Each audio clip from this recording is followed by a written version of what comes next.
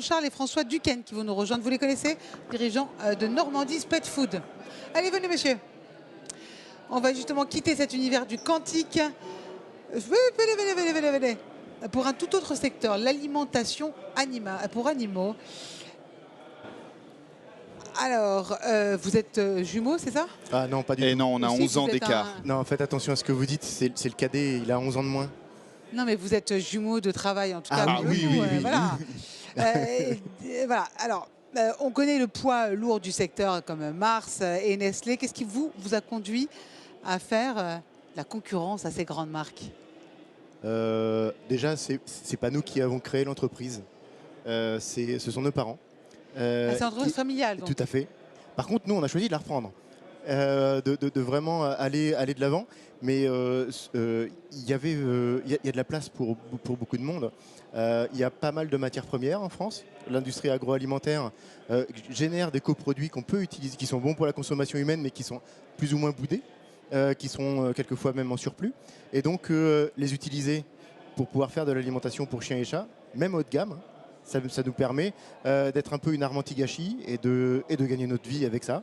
On exporte près de 62% de cette production aujourd'hui, donc sur 157 millions d'euros de chiffre d'affaires l'année dernière.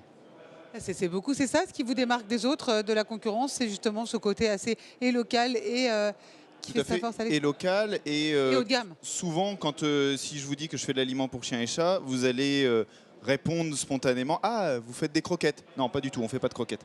On fait des pochons, des barquettes, c'est-à-dire on fait de l'humide. Et sur l'humide, il y a effectivement moins d'acteurs. Alors Mars et Nestlé y sont aussi, hein, bien sûr, mais en moins grosse quantité que sur le sec que sont les croquettes. Oui, mais c'est une marque de concurrence, enfin, c'est comme ça que vous démarquez, j'imagine, justement, en ne faisant pas de croquettes, c'est ça? Tout à fait. Alors, on en fait un petit peu, mais notre cœur d'activité est sur les pochons et les barquettes, tout à fait.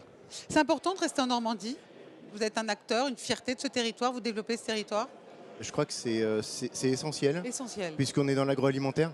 Donc être en Normandie, allez, je vais même être gentil avec les Bretons et tous ces gens-là autour. Je ne vais pas faire la Normandie le centre du monde, mais non, c'est un pôle agroalimentaire exceptionnel.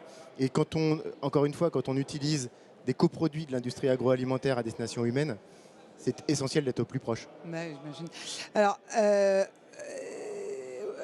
donc même si pourtant vous exportez, mais vous partez pas à l'étranger, vous délocalisez pas, vous restez en Normandie. On vend du Made in France. Ah, ça c'est une marque. On a même une marque qui s'appelle Plaisir, et on vend du plaisir français pour les chiens et les chats dans le monde entier. Et vous le vendez notamment aussi sur Instagram, et vous le vendez très bien. C'est important, vous avez voulu en parler, pourquoi? Je voulais surtout parler de l'aspect Instagrammable des usines, c'est-à-dire d'appeler à ouvrir les usines, puisque nous faisons des visites publiques tous les jeudis soirs avec des groupes de 15 personnes. Et je pense que c'est important que les jeunes, que les gens voient ce qui se passe dans les usines, parce que faire de la bouffe à chien, je répète ce qu'on entend, hein, eh ben c'est pas sale la bouffe à chien, hein. C'est une usine qui est tout à fait, qui est labellisée vitrine industrie du futur, qui est tout à fait visitable, qui est très jolie. Et donc il y a besoin de cette transparence. Donc la découverte du monde animal aussi, quelque part, c'est ça? Tout à fait, oui. L'envers du décor. Merci beaucoup à tous les deux qui n'êtes pas jumeaux, Jean-Charles et François Duquesne. Merci beaucoup, c'était une jolie parenthèse. Merci beaucoup et très bonne continuation.